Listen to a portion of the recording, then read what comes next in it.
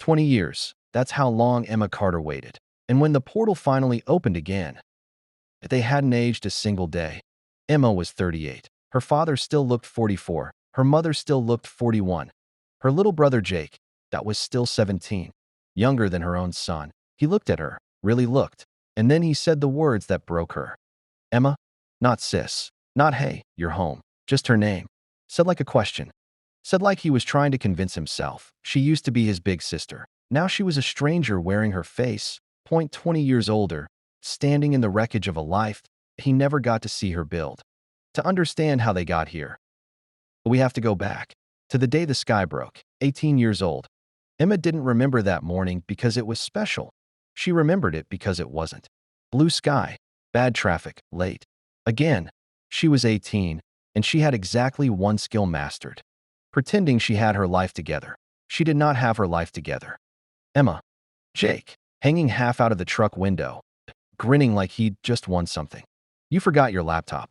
Her laptop, 40% of her grade, sitting on the kitchen table, that while she sprinted across a parking lot with a granola bar and no plan. Oh my God. I know, Jake said. I'm basically a hero. Her father didn't even roll his eyes anymore. Just handed it over. You work too hard. You sound like mom. Your mother is usually right. She stepped back. Thanks. Seriously. Jake saluted her, already pulling his head back inside. Don't die. No promises. She watched the truck pull away, her father driving. Jake, still hanging out the window he wasn't supposed to hang out of, an ordinary moment. The kind nobody remembers. Because nobody knows it's the last one. She made it halfway across the parking lot before the world stopped. Not slowed. Stopped. Every car. Frozen. Every voice. Gone. Every bird. Gone from the sky like they'd never existed. Silence. So complete it had a weight to it. She looked up, thought it was a cloud. Clouds don't glow. A crack. Not an opening. A fracture. Gold. Jagged. Splitting the sky in half. From one end of the horizon to the other. Someone screamed. Someone else started praying. The crack widened. Then a voice. Not from speakers. Not from a phone. Inside her skull. Calm. Ancient. Absolutely without mercy. The selection has begun. People started vanishing. Not falling. Not dying. Erased. There, and then simply not. Emma's first thought wasn't for herself. It was for 4 people in a truck that had just turned out of the parking lot. Dad, Mom, Jake, Lucy. No signal on her phone. No signal anywhere. She ran. Didn't decide to. Just ran. Toward home. Toward them. Toward the only thing that mattered. Behind her, the sky kept breaking. Ahead of her, she had no idea that she would spend the next 20 years waiting for a door that wouldn't open again, until she was old enough to have forgotten what it felt like to be someone's little sister. For 3 days, Emma refused to believe they were gone. Not dead, gone. A stupid difference, a meaningless difference, but it was enough to build a life on. It was enough. She stayed in the house. She kept the lights on. She left Lucy's favorite cartoon playing in the living room. She cooked dinner for 5.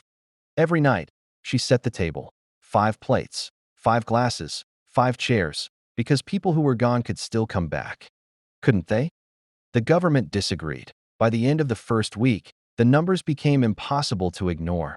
Over 200 million people had vanished, not just in America. Everywhere. Parents, children, teachers, doctors, soldiers, entire families, entire villages.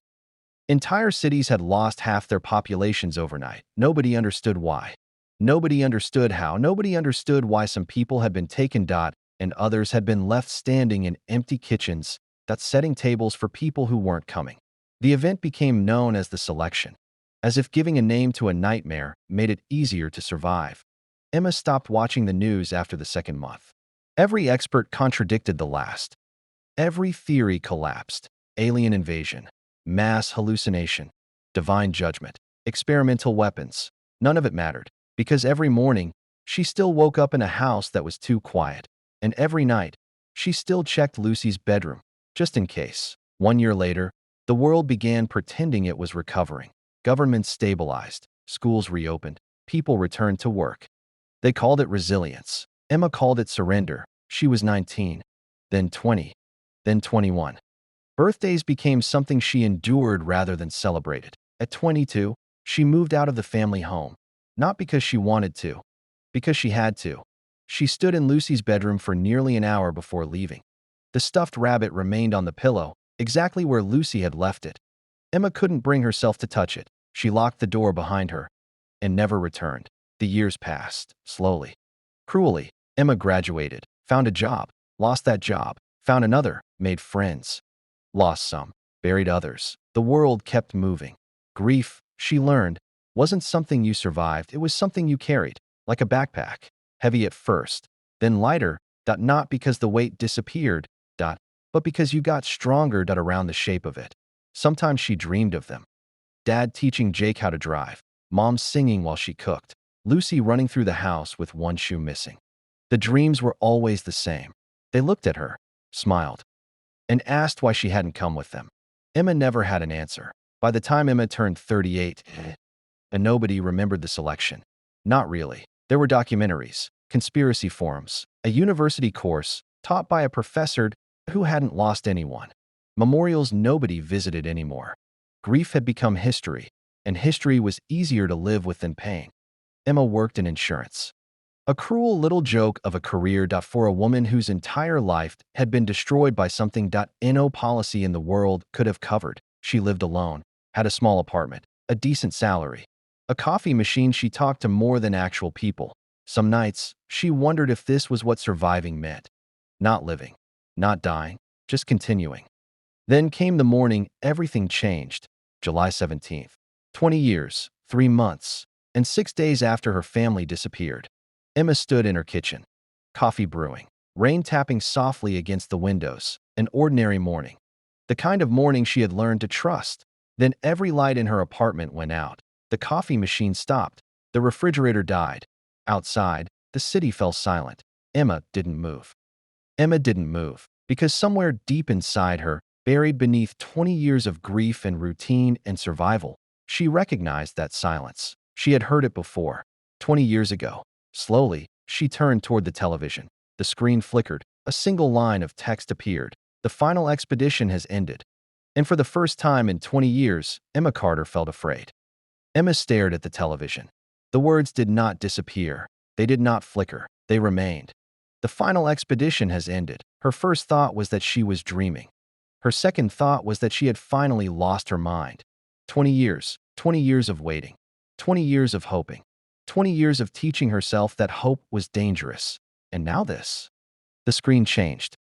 The same message appeared in every language. Outside, somewhere far below her apartment window, someone screamed. Then another person. Then dozens. Emma grabbed her phone. No signal. Not again. Not after 20 years. No. No, no, no.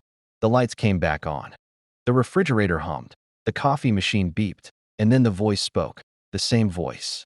The voice she had heard only once before.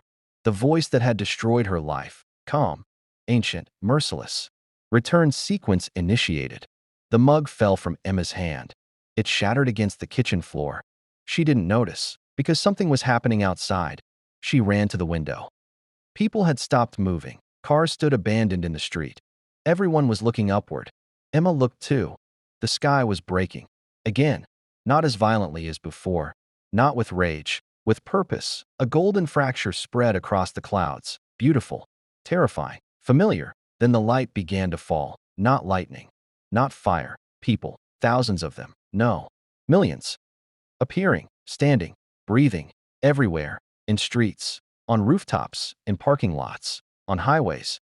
As if they had simply stepped through a door. Emma couldn't breathe. She grabbed her keys. She didn't remember leaving her apartment.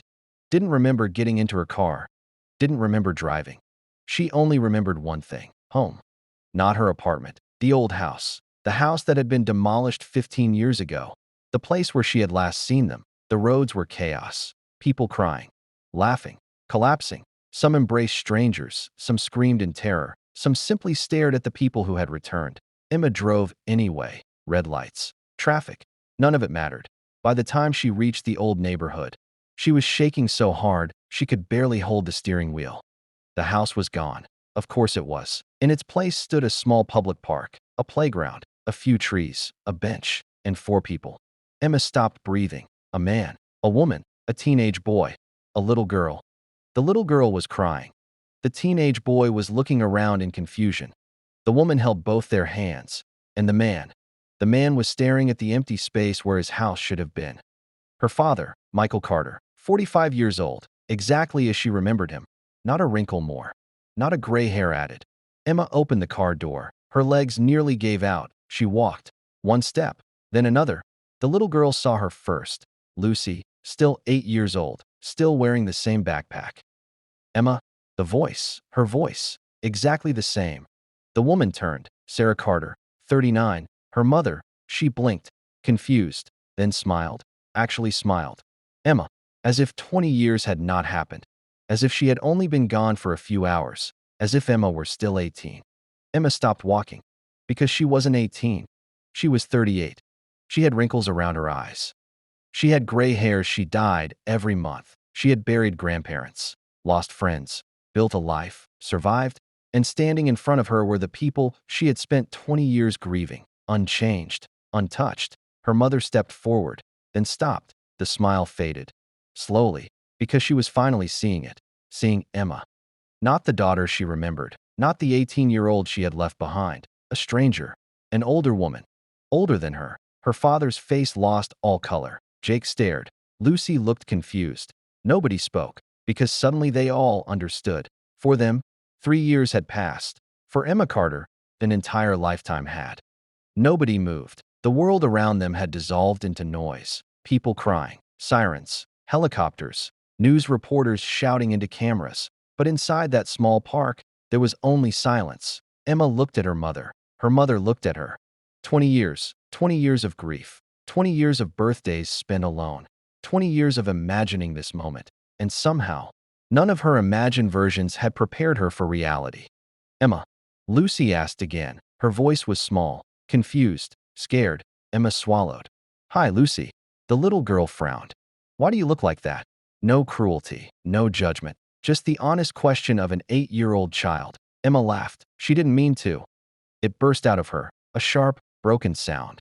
Then she started crying. Not gracefully, not quietly. 20 years of pain collapsed all at once. She covered her mouth. Tried to stop. Couldn't. Emma, her mother whispered. Sarah stepped forward, slowly, as if approaching a wounded animal. I'm sorry. The words hit harder than anything else. Not what happened. Not how long. I'm sorry. Emma looked at her. You were gone. Her voice cracked. You were all gone. Her father finally moved. He took one step toward her, then another. I tried to come back. The sentence was absurd, impossible, but he said it with such certainty that Emma believed he believed it. We all did. 20 years, Emma whispered. Nobody answered, because there was nothing to say. Jake stared at her. He had been 16. Now he looked 19. Young, strong, alive, while she had spent 20 years becoming someone he didn't know. You're older than Mom, he said quietly. It was a stupid observation, an obvious observation, but somehow it shattered the last illusion any of them had. Sarah Carter sat down on the bench, not because she wanted to, because her legs stopped working. My God, she whispered. My God. Lucy looked from face to face. I don't understand. Of course she didn't. For Lucy, she had gone to school, come home, watched the sky break, fought monsters for 3 years, and returned. She had no concept of 20 years, no concept of losing a lifetime. Emma wiped her eyes. She wanted to be angry. She had been angry for 20 years, at the sky, at the voice, at the universe, at them. But looking at Lucy, she couldn't, because Lucy hadn't abandoned her. None of them had. They had simply disappeared. A siren blared nearby. Police cars flooded the streets. Military helicopters roared overhead. Someone shouted through a loudspeaker. The world was waking up to the impossible. Her father looked around. What happened? Emma almost laughed again. What happened? How could she explain 20 years? How could she explain funerals? Economic collapse, wars, recoveries, technology, politics, entire generations born after they disappeared. How could she explain that the world had continued without them? You came back, she said, and everything else kept going. Jake frowned. How long?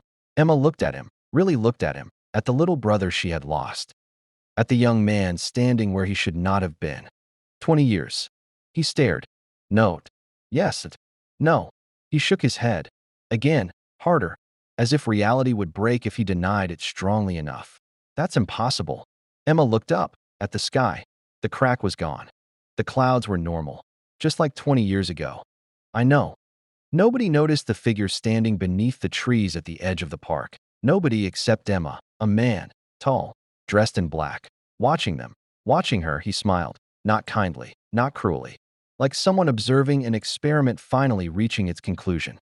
Then, inside Emma's head, a voice spoke. Not the ancient voice, a different one, a familiar one she had never heard before. Subject Emma Carter. She froze. After 20 years of observation, evaluation is complete. The man in black kept smiling. You may now begin. Emma didn't react, not outwardly. 20 years of surviving had taught her one lesson above all others. When something impossible happens, panic later, survive first. The voice disappeared. The man beneath the trees remained, watching, waiting. The police had reached the park now. Officers were shouting. People who had returned were crying, hugging, collapsing. No one else seemed to notice him. No one except Emma. Dad, she said quietly. Michael looked at her. What is it? Do you see that man? He turned. There was nobody there, just trees, a bench, a police officer helping an elderly woman. Emma's blood ran cold. She looked back. The man was gone. Emma, her mother asked. She forced herself to breathe. I'm fine. It was a lie, a familiar one, a useful one. A police officer approached them. His expression was somewhere between professional and terrified. Sir, ma'am, we're relocating everyone who returned to a processing center. Processing center, as though they were luggage, as though millions of people had not just appeared out of nowhere. We need identification, he continued. My husband doesn't have identification, Sarah said automatically. Then she stopped, because she remembered. Her husband had been gone for 20 years. The officer blinked. He looked at Michael, at Sarah, at Emma, and for one horrible moment, Emma saw him understand. The older woman standing in front of him was their daughter, not their sister, not their friend. Their daughter. He looked away first. Please come with us. The processing center was a convention hall. At least, it had been. Now it looked like the end of the world. Thousands of people, children crying, adults shouting, doctors running. Military personnel trying and failing to maintain order. Emma sat with her family in a corner. Her family. The words felt strange, foreign. Lucy had fallen asleep against Sarah's shoulder. Jake sat with his elbows on his knees, staring at the floor. Michael kept asking questions. Questions Emma couldn't answer. What happened after we left? How long did the panic last? What happened to Grandpa? That one hurt. Grandpa died 12 years ago. Michael closed his eyes, not because his father had died, because he had missed 12 years of grieving him. Sarah asked about friends, neighbors, family. Emma answered every question, one by one. Each answer another funeral, another lost decade, another reminder that they had become ghosts in their own lives. Eventually, Jake spoke. For us, he said quietly, it was 3 years. Nobody interrupted. We fought monsters.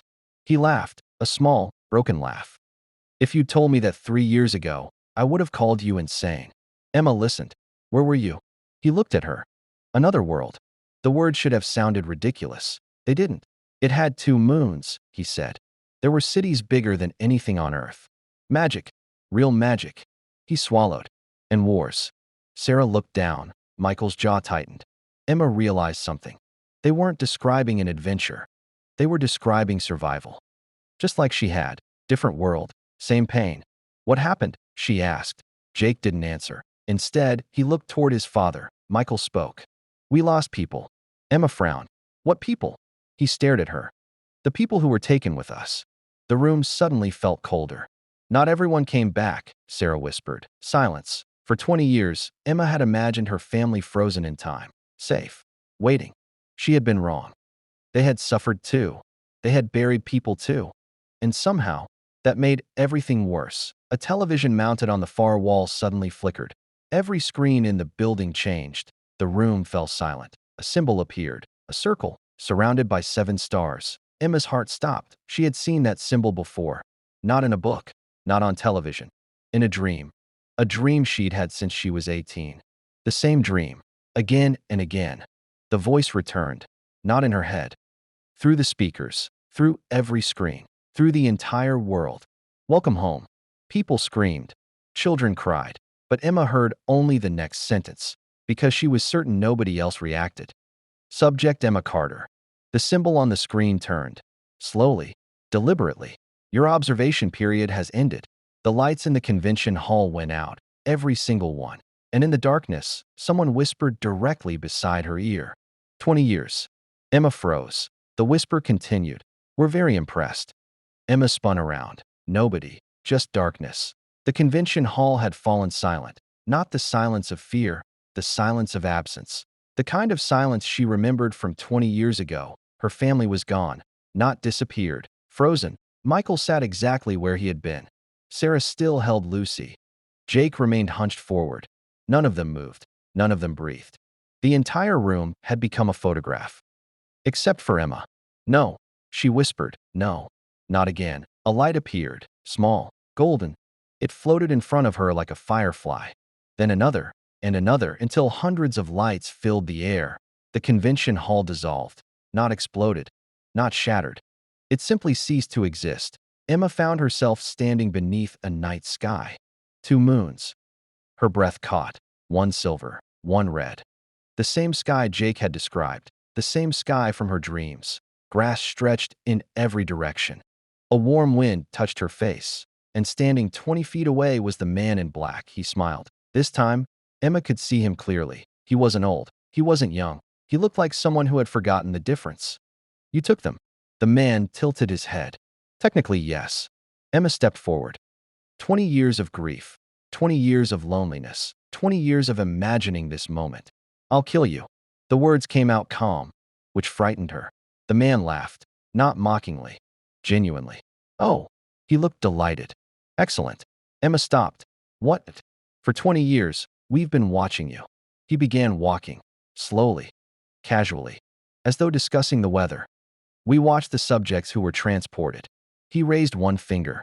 We watched them fight. A second finger. We watched them adapt. A third. We watched them survive. He stopped. Then he looked directly into her eyes. And then we watched you. The wind died. The 2 moons hung motionless overhead. Emma felt something she had not felt since she was 18. Fear, not fear of death. Fear of being understood. I didn't do anything, she said. The man smiled. Exactly. He waved his hand. The air behind him rippled. Images appeared. Her life, age 19. Working 3 jobs, age 23. Crying alone on her birthday, age 27. Attending her grandmother's funeral, age 32. Sitting in her apartment in complete silence for an entire weekend, age 38. Making coffee that morning. We observed every moment. Emma couldn't breathe. Why? The man looked genuinely surprised. Because you fascinated us. The images changed. Now they showed the people who had been transported. Warriors, kings, mages, heroes, monsters. These people were given impossible circumstances. The images disappeared. Then only Emma remained. An 18-year-old girl standing alone in her empty house. You were given nothing. The words echoed. No monsters, no magic, no quests, no companions, no explanation, just absence. And 20 years. You lost everything. The man continued softly. We expected madness. Another image. Emma graduating university. We found determination. Another. Emma helping an elderly neighbor carry groceries. We expected hatred. Another. Emma setting 5 plates at the dinner table. Again, and again, and again. We found loyalty. Emma felt sick. You watched me. Yes, for 20 years. Yes, without helping. The man nodded. Correct. Something broke. Not in the world. In Emma, she lunged. She didn't think, didn't plan. She simply moved. Her fist connected with his face. The impact exploded like thunder. The ground cracked. The sky flashed. The red moon flickered. The man staggered backward. For the first time since she'd seen him. But he looked surprised. Emma froze. Not because she had hit him. Because of what happened when she did. The air around her hands glowed. Gold, the same gold that had filled her house 20 years ago. The man touched his cheek. Then he began to laugh. Not politely. Not quietly. He laughed until tears formed in his eyes. Oh, He looked at Emma as though seeing her for the first time. Oh, that's much sooner than we expected. Emma stared at her hands. What did you do to me? The man stopped laughing. The wind returned. The two moons turned overhead. And for the first time, his smile disappeared. We didn't do anything to you, Emma Carter. He paused. Then he spoke the sentence that would destroy everything she thought she knew. You were never excluded from the selection. He looked up at the sky. You were the selection. The words didn't land immediately. Not because Emma didn't hear them, but because her mind refused to accept them. You were the selection. The sky above them rippled again, as if reacting to the statement. Emma took a step back. No, the man tilted his head. Yes. That doesn't make sense. Of course it does, he replied calmly. You just don't have the full context yet. Emma looked down at her hands again. Golden light still faintly pulsed beneath her skin, like something asleep just under the surface. She clenched her fists. The glow intensified. I was left behind, she said. You were observed, he corrected. The wind shifted. The grass around them bent in a perfect circle, as if the world itself was listening. The man began to walk slowly around her again. Let's clarify something, he said. The selection was never about removal. Emma frowned. People vanished. Yes. From Earth. Yes. For 3 years, he added. Emma's stomach tightened. He stopped in front of her. The selection was a transfer protocol, he said. A controlled environmental simulation. Different rules. Different physics. Different time dilation. He gestured upward. The goal was simple. Measure adaptation under imposed reality constraints. Emma stared at him. You're saying my family was in some kind of experiment. Correct. Her voice dropped. And I wasn't. A pause. The man studied her carefully. That is where your misunderstanding begins. The sky darkened slightly. The red moon pulsed once. You were not excluded, he said. You were not spared. You were not abandoned. He leaned in slightly. You were anchored. Emma stepped back again. Anchored to what? The man smiled faintly. To the baseline reality. Silence. The wind stopped completely. Emma shook her head. No. I stayed. I didn't go anywhere. Exactly, he said. And yet you did not break. The sky flickered. Images appeared again without warning. Emma at 19. Emma at 25. Emma at 30. Always alone. Always continuing. Always waking up the next day. Despite everything. Despite loss. Despite absence. Despite nothing.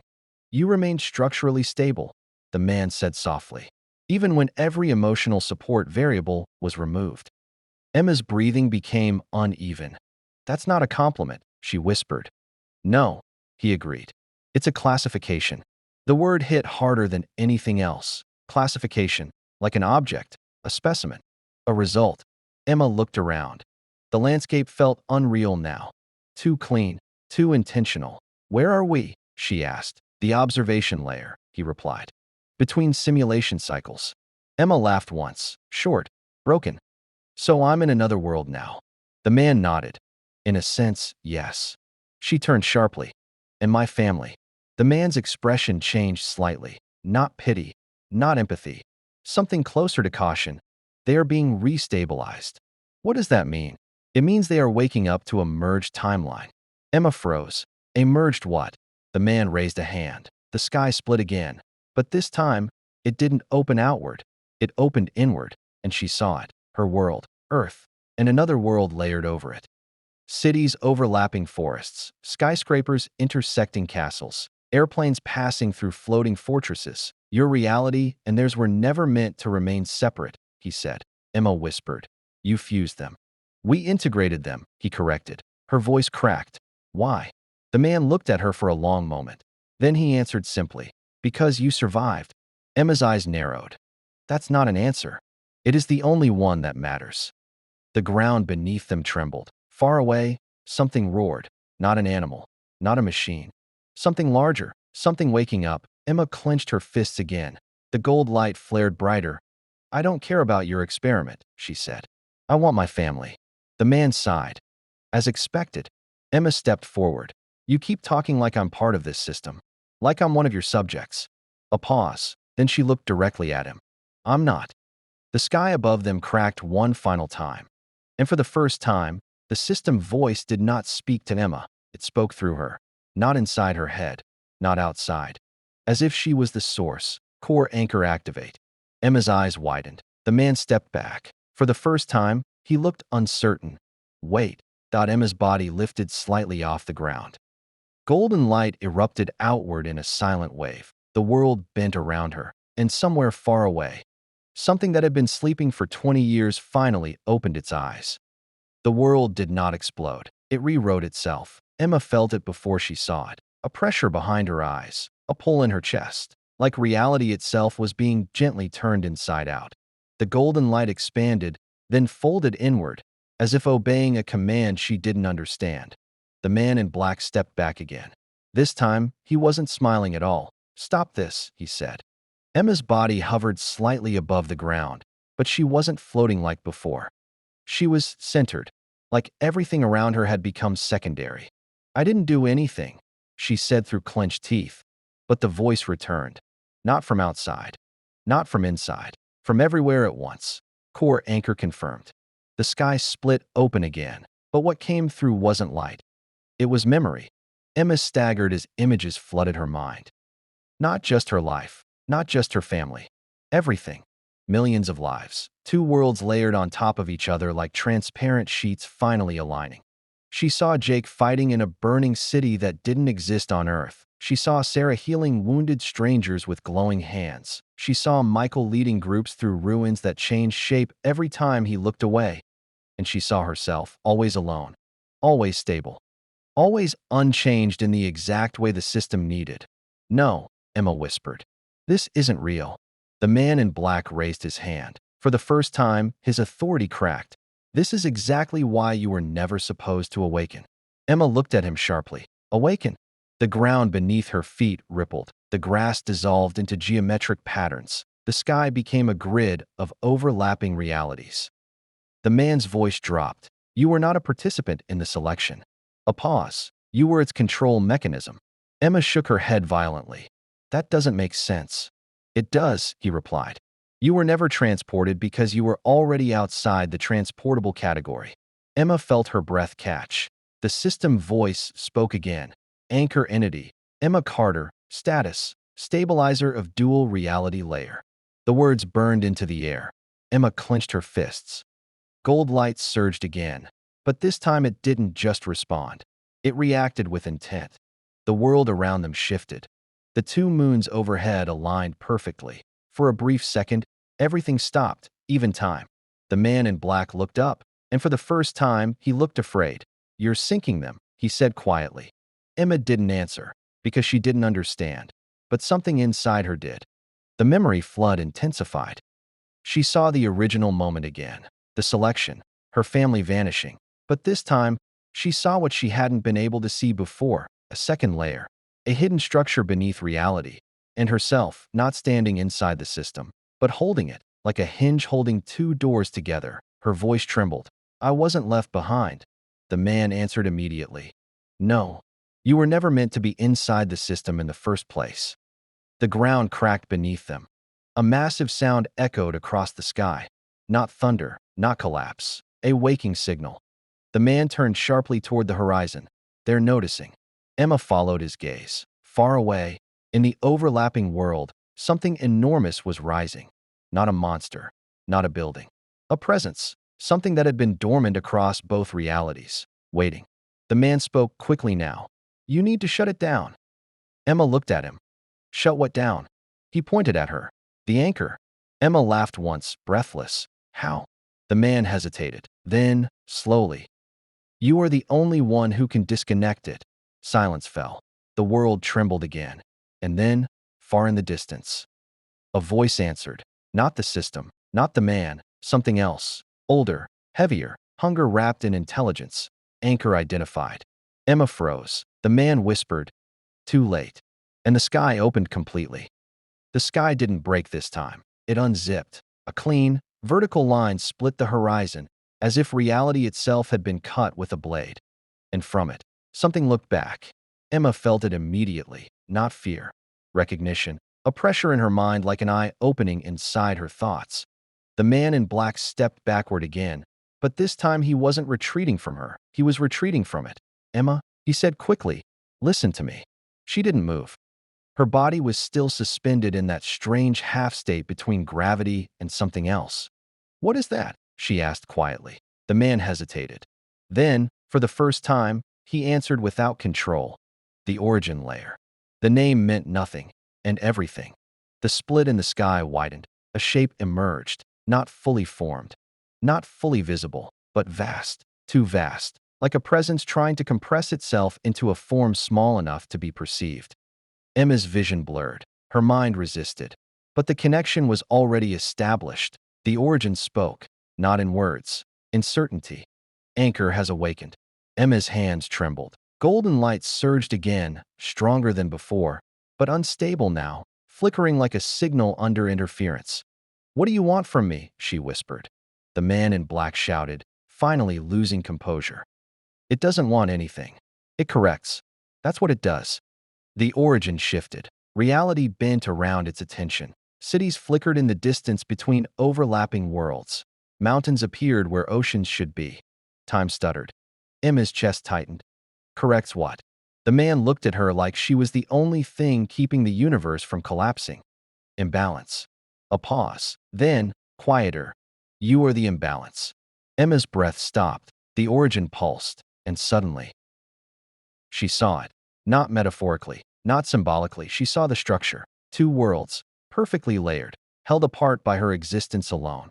Every moment she had lived, every second of grief, every day she stayed behind, had been stabilizing the separation.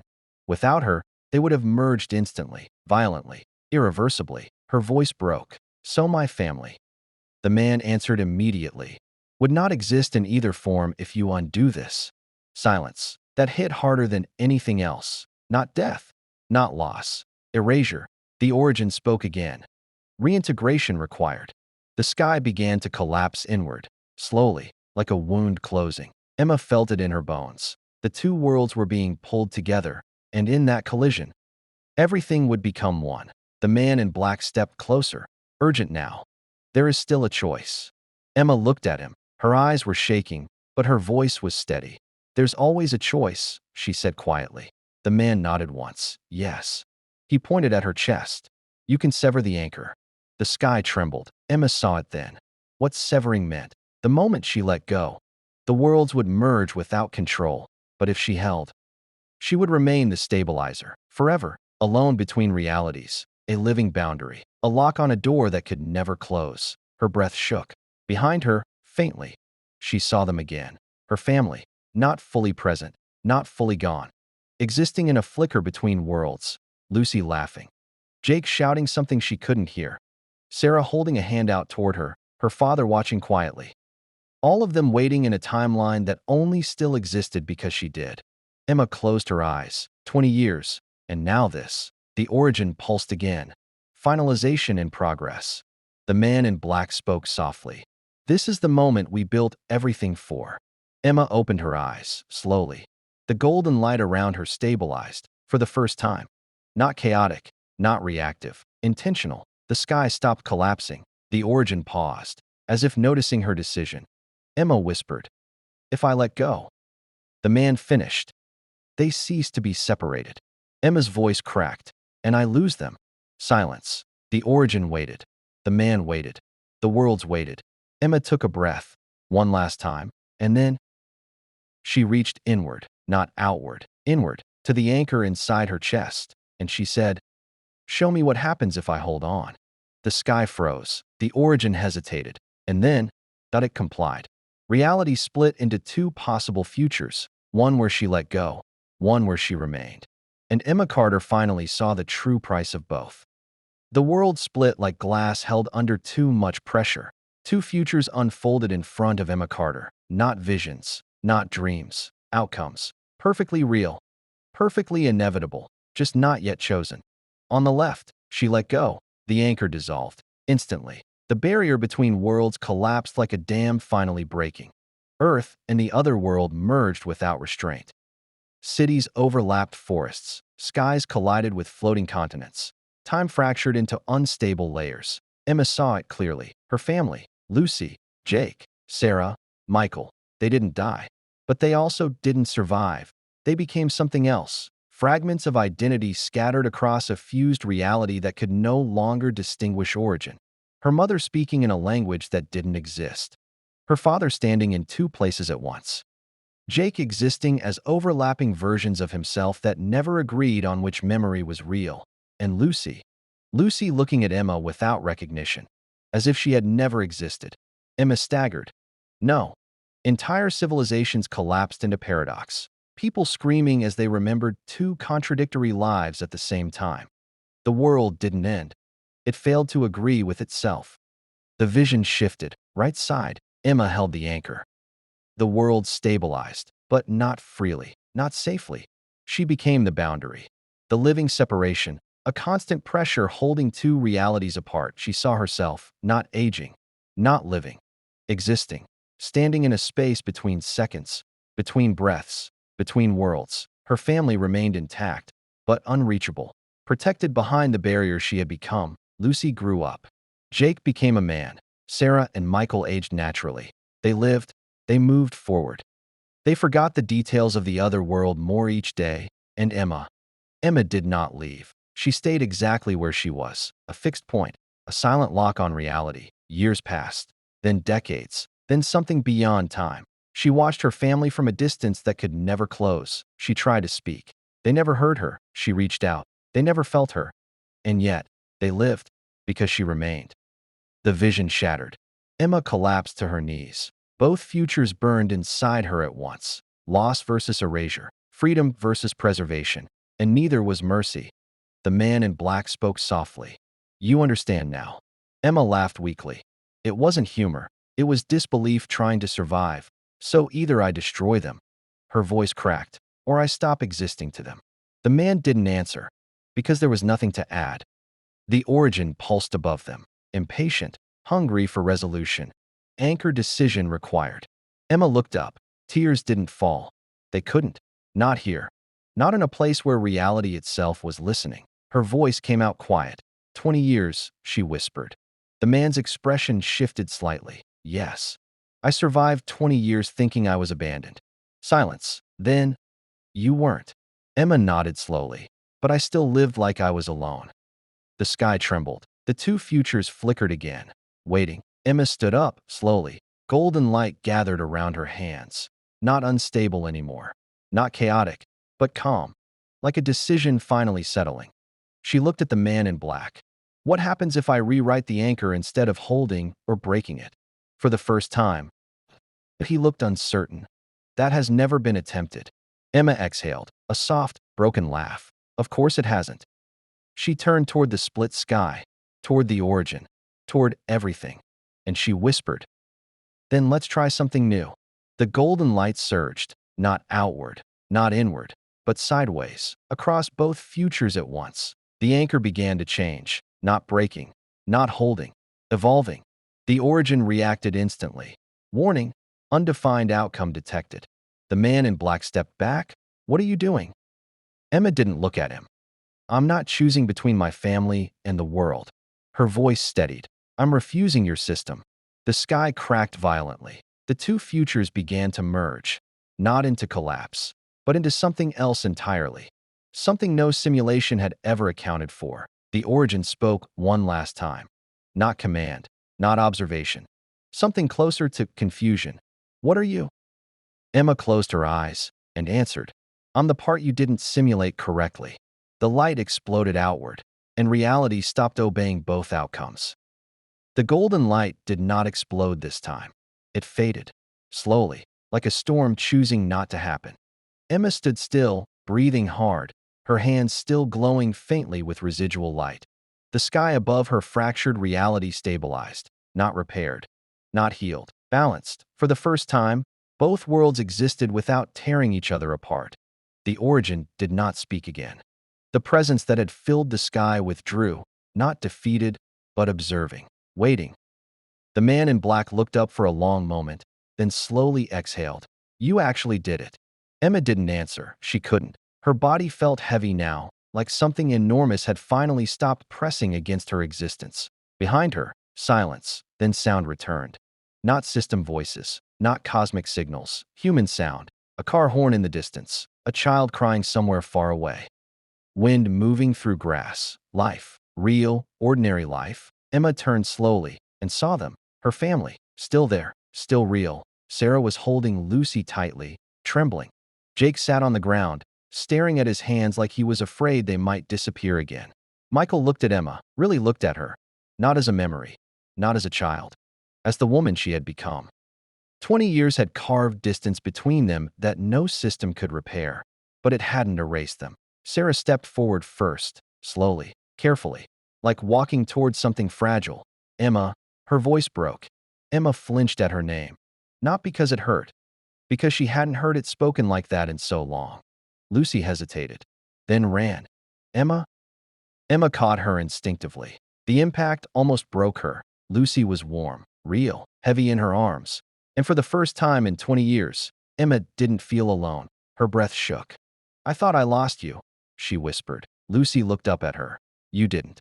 That simplicity destroyed her more than anything else. Jake approached next. He stopped just in front of her. "You're really here." Emma let out a shaky laugh. "I've always been here." A pause. Then, quieter, "That just not with you." Silence. Michael finally spoke. "What are you now?" Emma looked at him. At all of them. At the world that had been torn apart and stitched back together through something she still didn't fully understand. "I don't know," she admitted. And for the first time, that uncertainty didn't feel like loss. It felt like beginning. The man in black stepped back. His voice was softer now. "The system is gone." Emma turned to him. "Is it?" He hesitated. "It is no longer controlling this layer." A pause. "But it remembers you." Emma understood what he didn't say. Something somewhere had learned her name, and that meant it would never forget it. The wind shifted. Somewhere far away, something moved under the surface of reality. Not breaking, not arriving, just aware. Emma tightened her grip on Lucy. "So what happens now?" she asked. The man in black gave a faint, uncertain smile. "For you." He looked at the sky one last time. "For you, it finally becomes your life." Emma closed her eyes for a moment. 20 years of waiting, 20 years of surviving. And now, nothing was forcing her forward anymore. When she opened her eyes again, she wasn't 18 anymore. She wasn't 38 trapped in grief. She was simply here. She looked at her family and nodded. "Okay," she said softly. "Let's start again." The world did not reset. It continued. And for the first time since the sky broke, that it did so quietly. Days passed. Then weeks. The world slowly adjusted to something it could not explain. People called it the reintegration event. Scientists tried to measure it. Governments tried to control it. But nobody could describe what had actually changed, because reality no longer had a clean boundary. It simply flowed. Emma never left her family's side. Not because she was afraid to, but because she didn't want to lose a single second again. Yet sometimes, when the night was too quiet, she felt it. That same pressure, the same awareness from before. One evening, Lucy looked at her while drawing. "Emma?" "Yes." The child tilted her head. "Why do I remember another sky?" Emma froze. "What sky?" Lucy hesitated. "The one with cracks." Silence. Emma slowly looked up. The ceiling was normal. The world was normal. But somewhere deep inside her, something answered. Not in words, but in recognition. And far beyond Earth, something else opened its eyes again. Watching, waiting, learning.